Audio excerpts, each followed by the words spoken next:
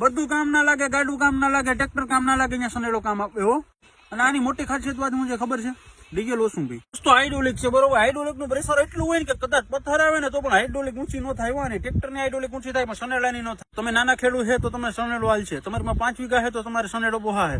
બાકી ટ્રેક્ટર કે કઈ પણ લેવું તો એને વેરિયન્ટ જ વધી જાય, પૈસા વધી જાય. નાની કિંમત, નાની વસ્તુ પણ કામ બહુ મોટું ભાઈ, એટલે કે સનેડો. કા પાછળ કઈ નહીં કરવાનું, ખાલી આપણું બરદ ગાડું હોય ને જોડી લેવાનું, એટલે 10 મજૂર તમારે ટેસ્ટ થી મારી જાય. ગમે ત્યાં જવું હોય ને મજૂર લઈને લવાયું જવાનું.